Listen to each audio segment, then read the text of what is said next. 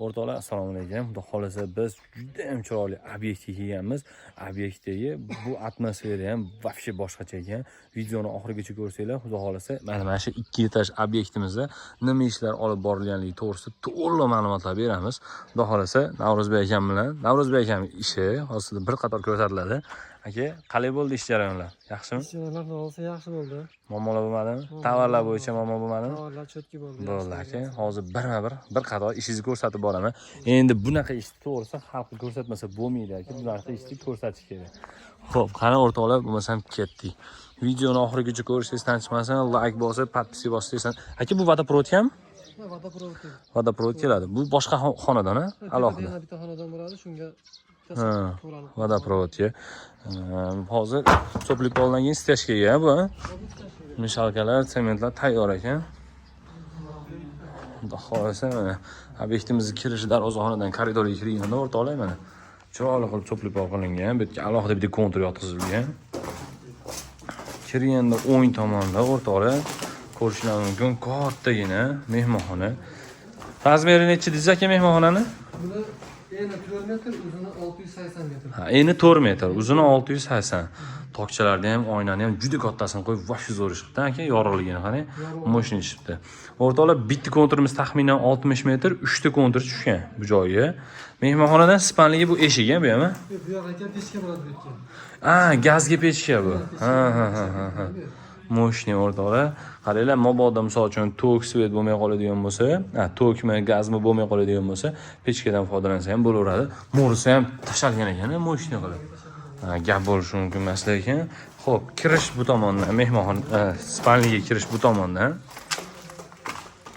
Kirganda lekin bu razmeri necha bu yoqda? Razmeri 650 ga 4 metr eni. 650 ga 4 metr. Oynani ham kattasini qo'yib, bu yoqqa ham xuddi shunday 3 ta kontur tushgan. Xo'p, bu yerda-chi aka, bu yerda spanlidan hammomga kirish eshigimiz. Ha, spanlidan hammomga kirsa bo'ladi. Bu общий qilib foydalansa ham bo'ladi. Bu yoqdan ham eshik bo'ladi, Bu yoqdan ham eshik bo'ladi o'rtoqlar. Обязательно bu yerlar ham cho'plib pol bo'lgan, chotga qilib cho'plib pol qilib, taylarga penaplekslar solingan. Rakvinaga. Xo'p, bu yer nimaga? Kir mashina bo'ladi. Ha, bu kir mashinaga, bu yoq unitazga, bu yoq dushovoy zona bo'ladi. Aka, xudo xolasa bitgan videolarni ham qo'yamiz. Qaranglar o'rtoqlar, 2-etajdagi oshxona. Ha, 2-etajda ham hammom ekan, o'rtoqlar, montajga bitta baho berasizlar. Akalarimiz tushirib ketishgan. Mana shu narsani marhamat bilan topish juda qiyin bo'ldi. O'zimiz bunday qilib berdik, chotga qilib. Montajlarga bitta baho berasizlar. Xo'p, yana bitta foydali ma'lumot, o'rtoqlar qaranglar. Kotsoldagi, misol uchun chiqayotgan 45 gradus to'g'ri borib, konturlarimizga yetib borishligi uchun o'rtoqlar mana shunaqa qilib izolyatsiya qilingan, обязательно. Bu narsani ustidan cho'plib bor 20 ga to'qilgan. Ko'rayotgan bo'lsanglar, moshina chiqqan o'rtoqlar. Uni ham tagiga обязательно 2 lik penaplex solib, bu bilan tekis bo'lishligi uchun bu yoqqa 5 lik penaplex solingan. Ahamiyat berasizlar. Xo'p, kotelligimiz binodan alohida bo'ladi. Hozir uni ham gapirib o'tamiz. Mana ko'rishinglar mumkin o'rtoqlar. Hop, как лучевой sistemaga o'xshab moshina qilib chiqarib ketilgan. Plastmasli gidroplasti cho'plib pollardan foydalanganmiz. Shitlar berilgan 60 ga 1 santimetrlik, 60 ga 1 metrlik shitlar berilgan o'rtoqlar. Sizlarga ham har doim maslahat beraman. Shit bilan o'rnatishlaydi. Ko'pchilik mebel qilib qo'yadi, orqa tomoniga yoki bo'lmasam rod bilan qo'yadi, u xunuk bo'ladi.